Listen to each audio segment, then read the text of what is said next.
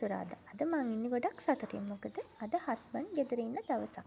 ඉතින් අනිත් දවස්වල තනියම ඉඳලා මට එපා වෙලා හිටියේ. ඉතින් එයා ඉන්න නිසා මං හරි සතුටින් තමයි ඉන්නේ. ඒ නිසා මං හිතුවා මගේ ඩේ වොල්ක් එකක් ඔයාලත් එක්ක ෂෙයා කරගන්න.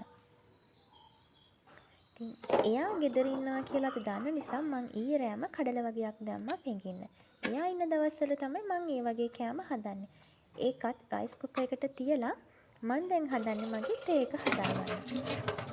තේයි මායි අතර තියෙන්නේ පුදුම සම්බන්ධතාවයක්. මොකද මට තේ නැතුවම බෑ. අනිවාර්යෙන් උදේ නැගිට ගමන් මට තේ එක ඕන. ඉතින් අයියා තේ බොන්නේ නැති නිසා මට විතරක් ඉතින් තේ එකක් හදාගෙන මං හදන්නේ. මං උදේට නැගිට්ටම කරන විශේෂ වැඩක් ඔයාලත් එක්ක ෂෙයා කරගන්න.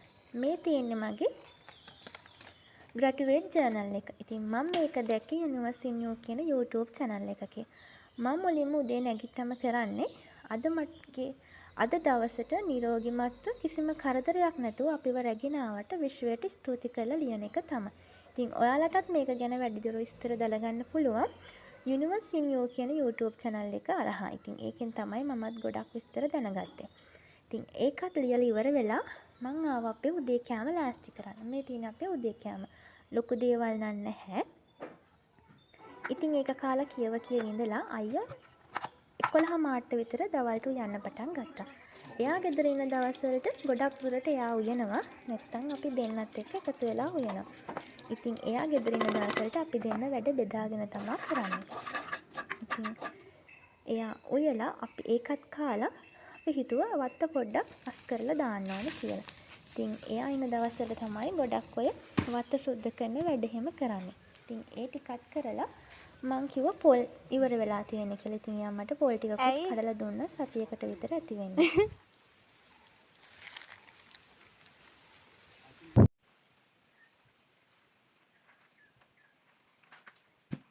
පොල් ටිකක් කඩලා ඉතින් එයා සතියකට හරියන්න පොල් ටිකක් ලෙඩි ගහලා දෙනවා.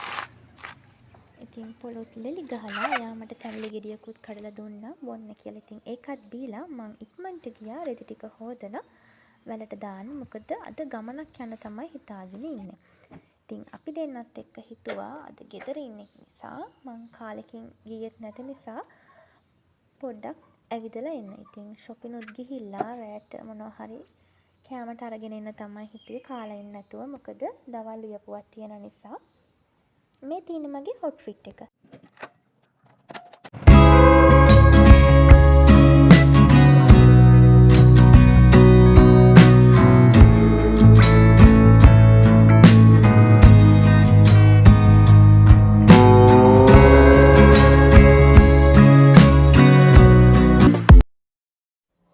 ඉස්සර ඉතින් අවුරුදු කිව්වම කඩේකට යන්න බෑ සෙනඟ පිරලා. දැන් එහෙම තත්ත්වයක් නැහැ බලන්න.